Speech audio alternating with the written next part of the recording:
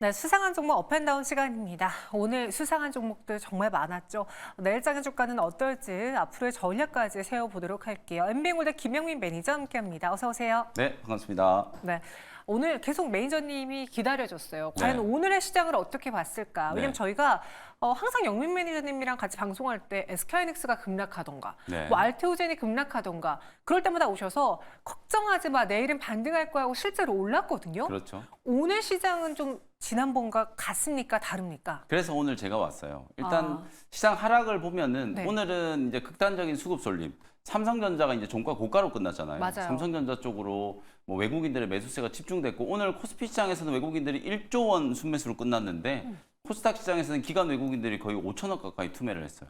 투매를 가장 많이 이제 받은 업종이 제약바이오 업종.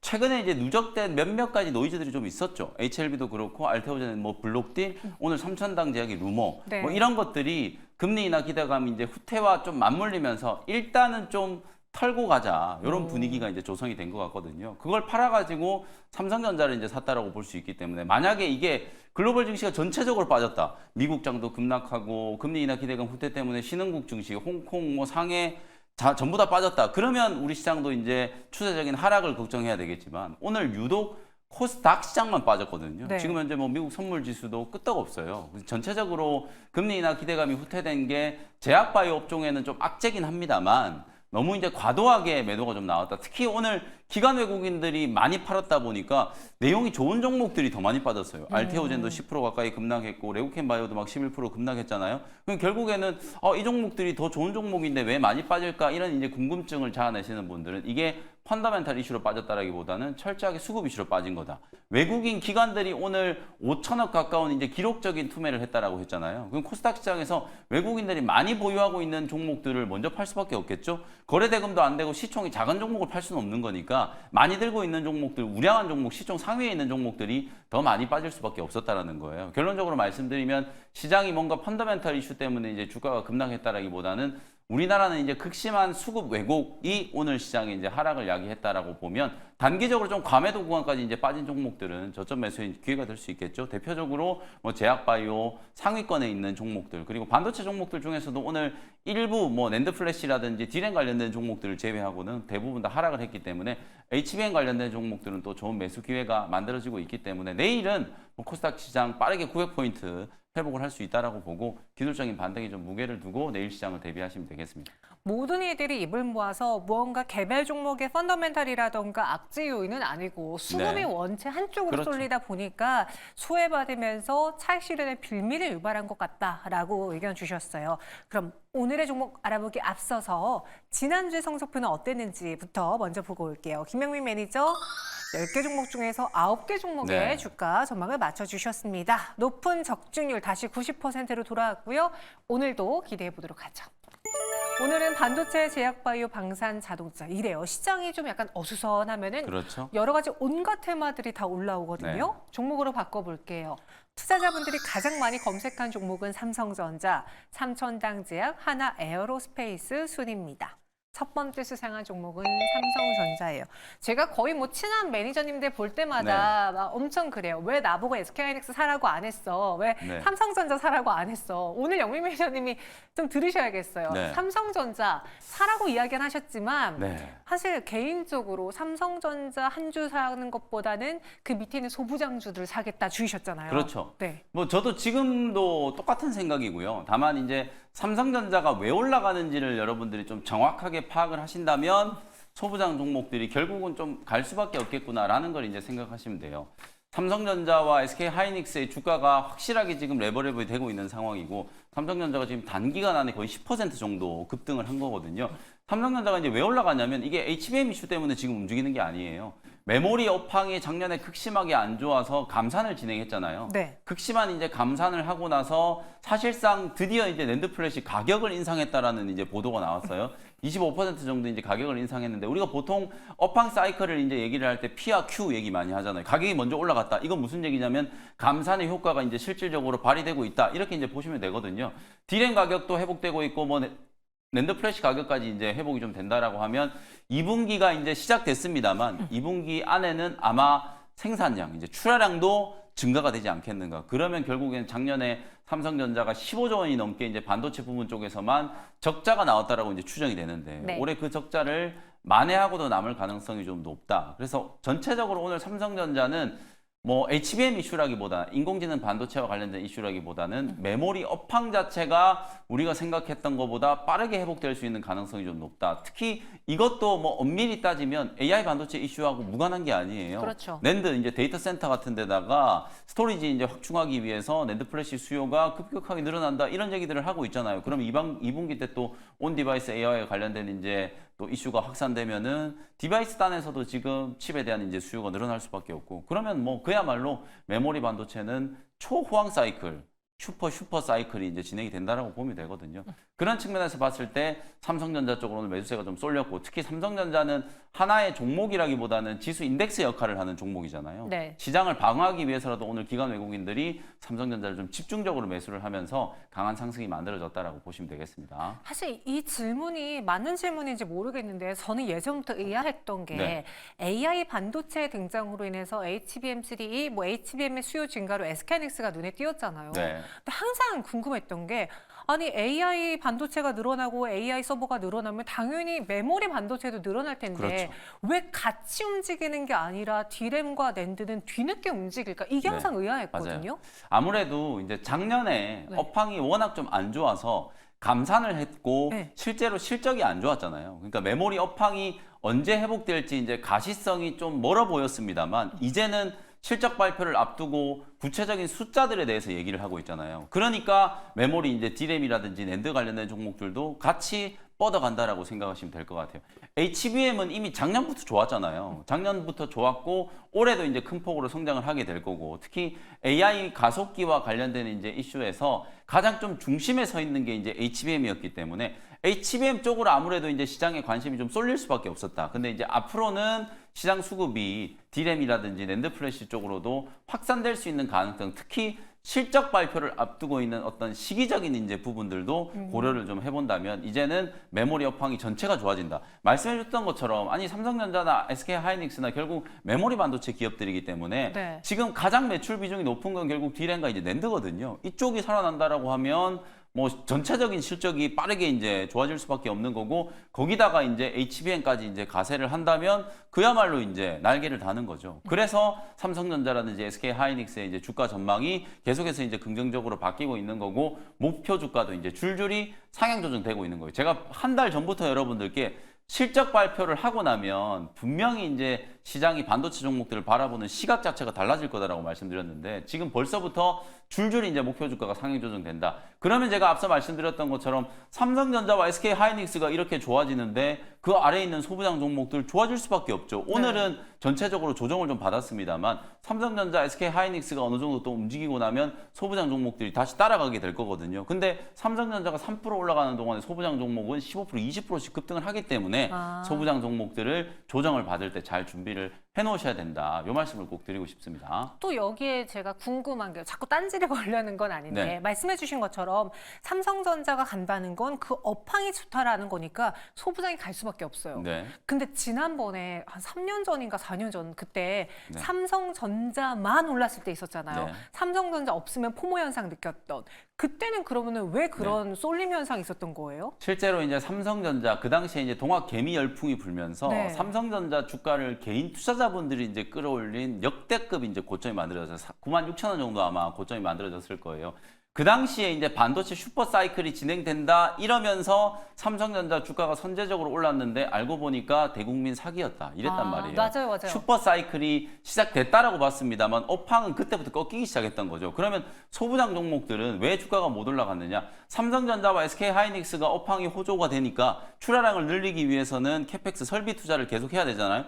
빅그로스가 이제 증가를 하면서 소부장 기업들도 실적이 따라 올라가야 되는데 그 당시에는 어찌 보면 피크에서 삼성전자 주가만 찍고 소부장 종목들은 실적이 개선되는 게 아니라 오히려 둔화되기 시작했다라는 거죠. 그러니까 소부장 종목들이 움직이지 못했던 건데 요번에는 이제 다른 거죠. 작년에 이제 감산을 하면서 설비 투자를 거의 다 줄여놓은 상태잖아요. 근데 이제 업황이 회복되고 제가 아까 P가 올라가기 시작했다. 근데 이제 Q까지 늘어나기 시작하면 출하량을 회복시키기 위해서 당연히 이제 설비 투자를 해야 되는 거거든요. 그동안에는 HBM 쪽에만 이제 집중이 되어 있었다면 이제 D램이라든지 낸드 쪽도 설비 투자가 이제 빠르게 진행될 수 있는 가능성이 높다. 그러면 당연히 이제 소부장 종목들의 실적이 좋아질 수밖에 없기 때문에 그런 기대감이 이제 반영이 되면서 소부장 종목들 주가도 같이 올라갈 거다라는 논리를 이해하시면 되겠습니다. 그래서 그때와 지금이 다른 모습을 보여지는 거다. 네. 소부장주를 여러분들이 가져가는 매력이 될 수 있을 것 같습니다. 삼성전자 내일장 추가 상승 가능할지 네. 오늘 증권사에서 10만 원 이상으로 목표가 상향한 기업들이 꽤 있더라고요. 네. 목표가 어디까지 볼까요? 좀 빨리 목표 주가를 상향했어야 한다. 저는 아, 그렇게 보고 맞아요. 뭐 10만 원 이상까지도 충분히 갈 수 있다라고 봐요. 업 의견 당연히 드리도록 하고 실적 이제 가이던스가 어떨지가 굉장히 중요하거든요. 5일날 잠정 실적 발표를 하고 나서 아마 가이던스에 대한 얘기들도 어느 정도 나올 거예요. 2분기 때는 네. 영업이익이 한 7조 원 정도. 지금 1분기 때는 당장 한 5조 5천억에서 한 5조 7천억 정도 예상을 하고 있고요. 2분기 때 7조 원, 3분기 때는 10조가 넘어갈 걸로 지금 예상을 하고 있어요. 저는 그 가이던스조차도 계속해서 상향 조정될 수 있는 가능성이 좀 높다라고 보기 때문에 오늘은 뭐 삼성전자만 집중적으로 다뤄드리지만 메모리 쪽만 놓고 보면 SK 하이닉스가 훨씬 더 좋아요. 오. 왜 좋으냐면 네. 삼성전자는 여기서 이제 실적을 깎아먹고 있는 게 있잖아요. HBM.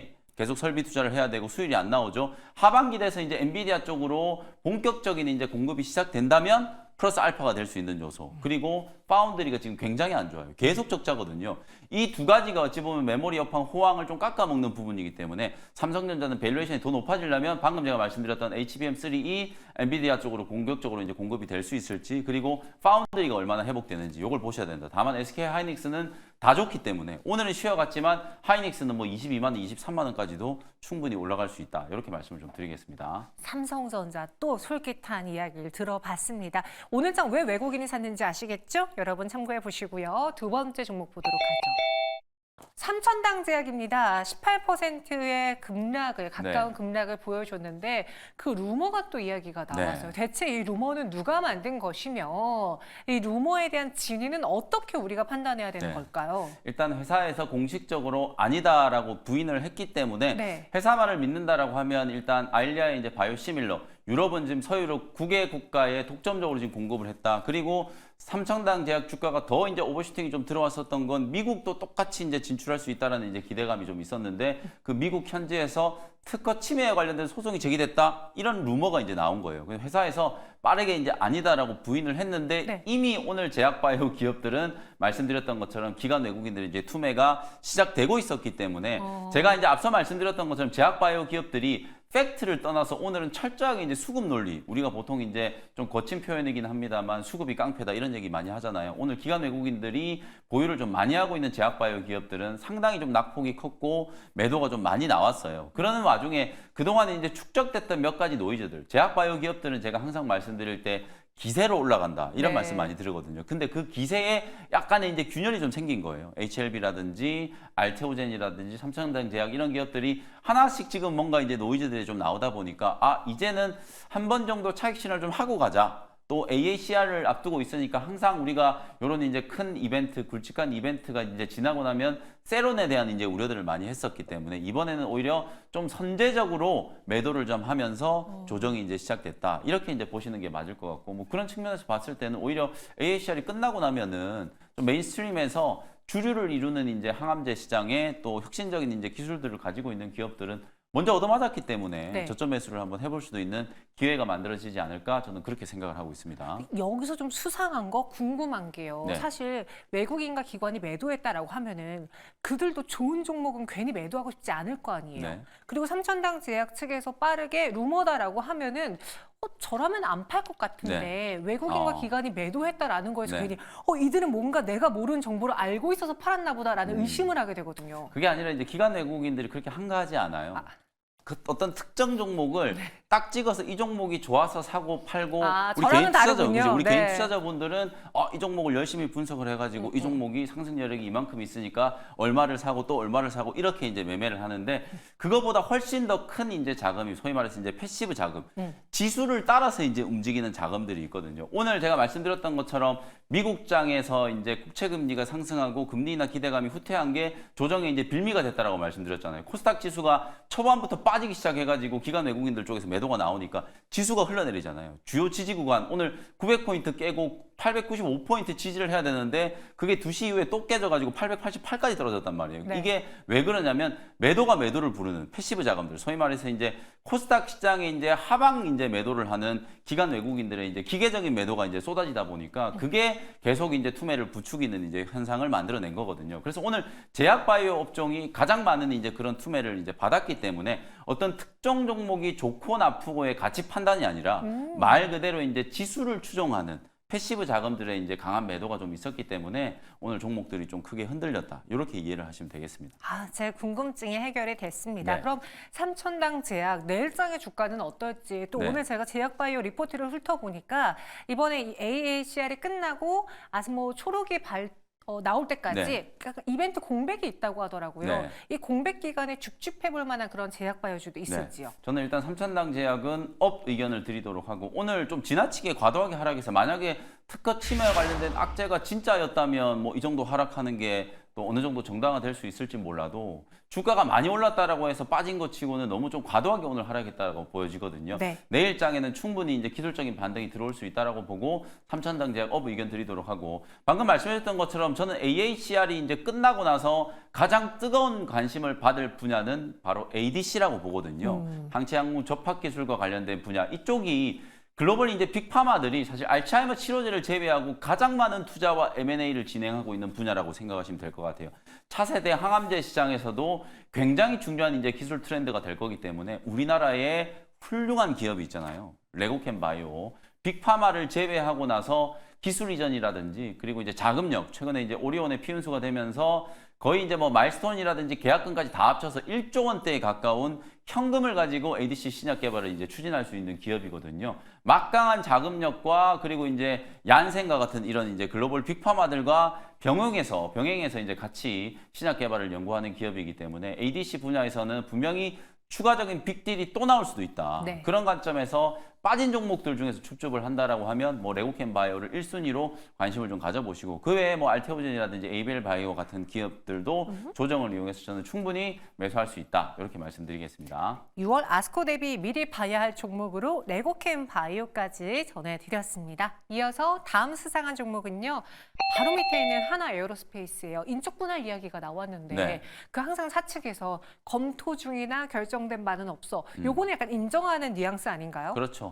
뭐 한다는 거예요. 인적 분할 한다는 거고 이미 이제 어느 정도 이제 가드라인을 만들어 놓은 상태에서 5일인가요? 뭐 이사회에서 승인만 떨어지면 이제 되는 거고 그리고 인적 분할은 우리 주주분들이 크게 이제 걱정하지 않으셔도 되는 게 물적 분할 같은 경우에는 쪼개가지고 막 재상장하고 이런 것 때문에 정말 논란이 좀 있었잖아요. 근데 이제 물적 분할은 사실상 이제 수평적인 이제 분할이기 때문에 그런 식의 이제 리스크가 아니어서 오히려 인적 분할은 좀 호재로 인식되는 경향이 강해요. 그리고 이제 말씀해줬던 것처럼 김동관 이제 부회장으로 승계가 되는 구도거든요. 네. 잘 되는 쪽, 방위 사업 쪽과 우주항공 사업 쪽만 확실하게 이제 수직 계열화를 시키고 그 외 나머지는 새롭게 설립할 이제 지수회사 쪽으로 보내버리겠다는 거거든요. 그러면 당연히 하나 에어로스페이스는 실적도 더 좋아질 뿐더러 지배 구조의 어떤 정점에서 가장 핵심적인 이제 계열 회사로 거듭날 수 있는 상황이기 때문에 오늘처럼 이렇게 혼란스러운 시장에서도 호재가 지금 나오면서 초반만 하더라도 주가가 빠지고 있었거든요. 네. 근데 바로 이제 급등이 나오면서 가격 반영이 좀 됐다 이렇게 보시면 되겠습니다. 그럼 하나 에어로스페이스 여기서 따라붙어도 되지 않을까라는 생각이 드는 게 네. 일단 실적단에서 문제가 크게 없는 방산업체잖아요. 그렇죠. 거기 더불어서 인적 분할이라는 기대감도 안고 있다.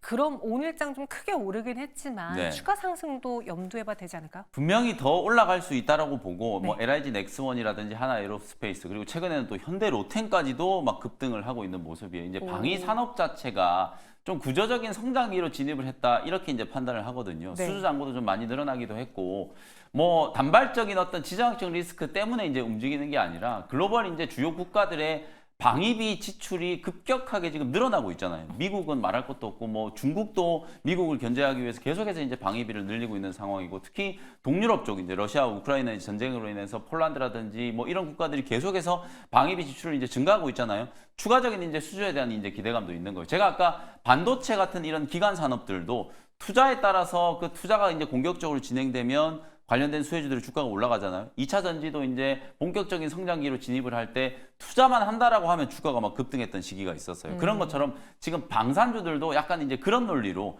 방위비가 이제 지출이 급격하게 늘어나면서 추가 수주가 이제 계속 좀 확대될 수 있다라는 이제 기대감으로 주가가 이제 움직이는 거라고 보시면 될 것 같고 내일장 뭐 저는 업 의견 드리는데 네. 다만 이제 기술적으로 봤을 때는 오늘 재료가 나오면서 이제 주가가 단기간에 급등을 했잖아요. 그래서 뭐 약간 눌림목이 좀 들어온다면 LIG 넥스원과 하나에어로스페이스 그리고 현대로템도 뭐 자리가 나쁘지 않아 보이니까 이런 기업들을 두루두루 좀 살피는 전략으로 대응을 해보시면 되겠습니다. 다음 장 업 의견 드렸고요. 마지막 수상한 종목 후보는요.